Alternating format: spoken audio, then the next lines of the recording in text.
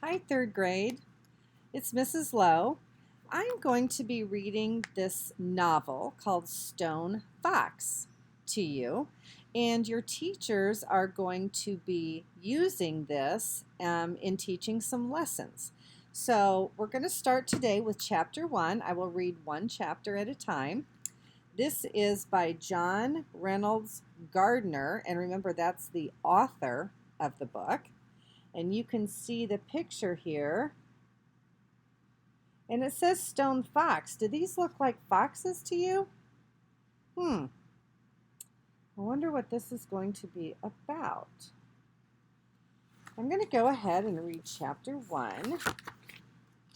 And I want you to think about what this could be about.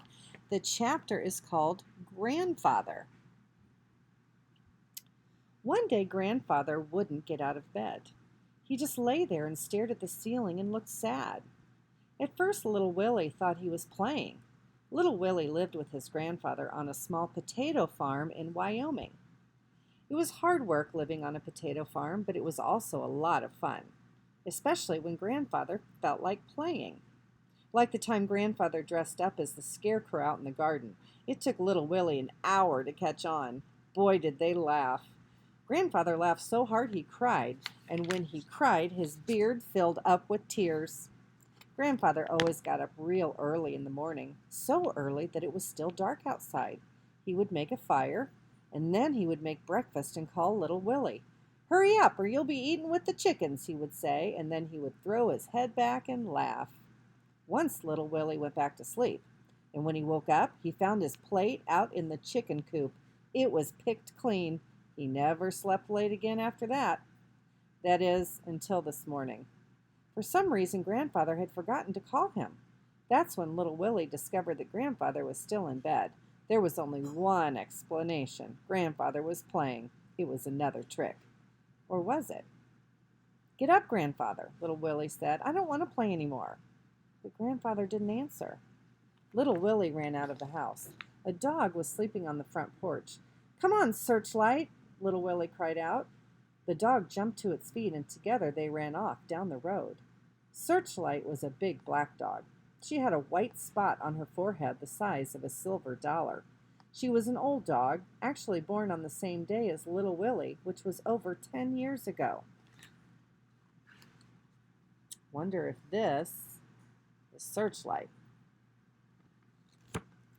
A mile down the road, they came to a small log cabin surrounded by tall trees.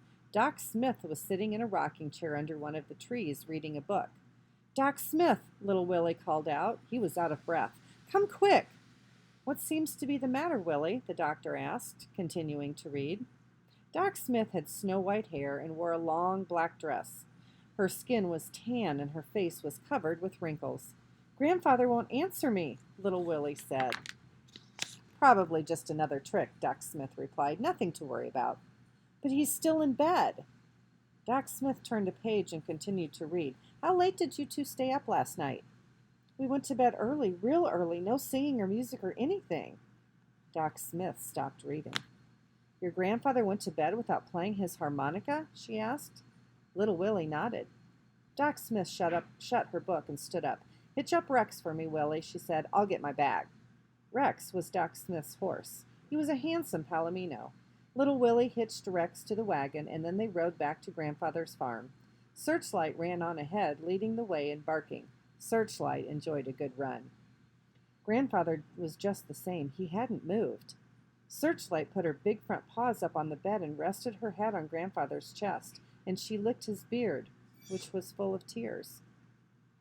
Doc Smith proceeded to examine Grandfather. She used just about everything in her little black bag. "What's that for?" little Willie asked. "What are you doing now?"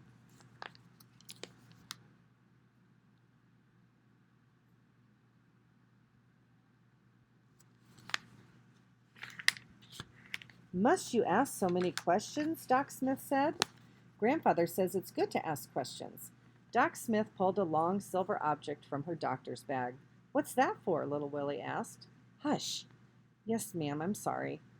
When Doc Smith had finished her examination, she put everything back into her little black bag, and then she walked over to the window and looked out at the field of potatoes. After a moment, she asked, "How's the crop this year, Willie?" "Grandfather says it's the best ever." Doc Smith rubbed her wrinkled face. "What's wrong with him?" little Willie asked. "Do you owe anybody money?" she asked. "No," little Willie answered. "What's wrong? Why won't you tell me what's wrong?"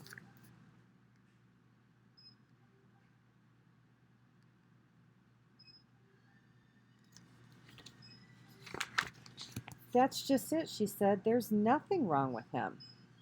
"You mean he's not sick?" "Medically, he's as healthy as an ox, could live to be 100 if he wanted to." "I don't understand," little Willie said. Doc Smith took a deep breath, and then she began. "It happens when a person gives up on life, for whatever reason. Starts up here in the mind first, and then it spreads to the body. It's a real sickness, all right. And there's no cure except in the person's own mind.